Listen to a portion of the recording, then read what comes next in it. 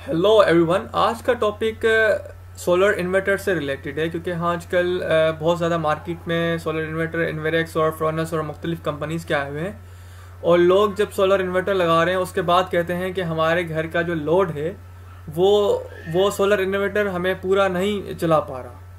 यानी कि solar plates लगी हुई हैं। अगर हमने सोलर इन्वर्टर लिया हुआ है 2.2 किलोवाट का और हमने प्लेटें लगाई हुई हैं 2500 वाट की या फिर 3000 वाट की, तो वो हमें 1200 वाट तक का लोड चला पा रहा है।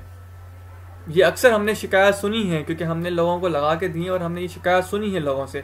लेकिन लिहाजा हम तो लगाते वक्त गाइड करते हैं लोगों को, तो नॉर्मली लोग गाइड नहीं करते। और आप लोग जाके 2.2, 1.2, 3.2 या फिर 1.5 किलोवाट का आप सोलर इन्वर्टर ला के लगा देते हैं। फिर आपको पछतावा होता है कि हमसे क्या गलती हुई है कि ये हमारे पास पावर आउटपुट इतना नहीं दे रहा। तो मैं आपको सबसे पहले बताऊं कि सोलर इन्वर्टर ये क्या है। सोलर इन्वर्टर खाली इन्वर्टर नहीं है, ये इसके साथ चार्ज कंट्रोलर भी बिल्ट इन है। यानी ये चार्ज कंट्रोलर और सोलर इन्वर्टर का मिक्सचर है। तो हम क्या गलती करते हैं वो हम आज डेटा शीट को देखते हुए हम अंडरस्टैंड करेंगे कि हम क्या गलती करते हैं। देखें, ये एक इन्वर्टर है, जो ये इन्वेरेक्स के इन्वर्टर हैं जिसमें 1.2, 2.2 और 3.2 के इन्वर्टर हैं, जिसके इन्वर्टर की स्पेसिफिकेशन है। मैं दोबारा बता रहा हूँ, चार्ज कंट्रोलर की स्पेसिफिकेशन नहीं है, ये तमाम स्पेसिफिकेशन इन्वर्टर की स्पेसिफिकेशन है, जो कि डीसी पावर को या फिर डीसी जो पावर सिस्टम जो हमारा सोलर सिस्टम से आ रहा होता है उसको अल्टरनेटिंग करंट यानी ऐसी सिस्टम में कन्वर्ट करता है। तो यहाँ पर देखें कि 1.2 किलोवाट का है, 2.2 किलोवाट का है और 3.2 किलोवाट का है।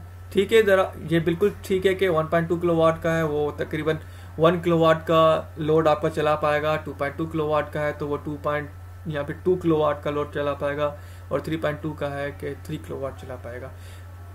बहरहाल तो स्टैंडर्ड्स के हिसाब से ये देखा जाता है कि जो आपका लोड होता है उसके 30% ज़्यादा या फिर 20 to 30% आपका ज़्यादा यानी बड़ा इन्वर्टर होना चाहिए। तो मैं यहाँ पे एक बात कर रहा हूँ, अगर 1.2 का है तो 1 किलोवाट चला पाएगा। तो हम गलती कहाँ करते हैं कि हमें सोलर सिस्टम जो लगा हुआ होता है हमारे यहाँ वो पूरा पावर नहीं दे रहा होता। उसकी गलती हम कर रहे होते हैं चार्ज कंट्रोलर पर। जब हम सोलर इन्वर्टर खरीदने जाते हैं तो हमें वो सिंपल रिकमेंड करते हैं, आपके घर का लोड अगर 1 किलोवाट है तो आप 1.2 किलोवाट का लगा लें, अगर 2 किलोवाट का है तो 2.2 किलोवाट का लगा लें, 3.2 का है तो 3 किलोवाट लगा लें, इस तरह से सो ऑन। तो यहाँ पर अगर मसला ये है कि हम जो गलती वो हमें ये नहीं बता रहे होते हैं कि आपका जो चार्ज कंट्रोलर है वो कितनी कैपेसिटी का है। वो हमें पता ही नहीं चलती, वहाँ हम गलती करते हैं और हम जाके सोलर इन्वर्टर खरीद लेते हैं और हमें बाद में पछतावा देखना होता है।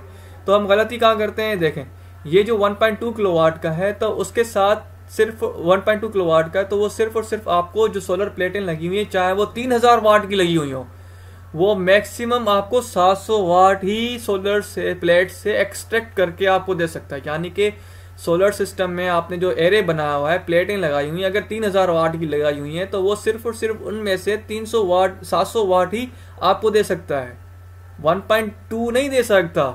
वो सिर्फ और सिर्फ 700 वाट ही दे सकता है। यानी अगर आपको 700 वाट कहीं मुख्तलिफ जगहों पर नहीं लिखा हुआ होता तो आसान अल्फाज में आप सिंपली ये क्या करें कि जैसे कि 1.2 की जो है वो 12 वोल्ट पे बैटरी लगती है और इसके साथ साथ 50 एम्पेयर का होता है, तो आप सिंपली इन दोनों को मल्टीप्लाई कर दें तो जो पावर आएगा उतनी ही पावर आपको दे सकता है, इससे ज़्यादा नहीं दे सकता।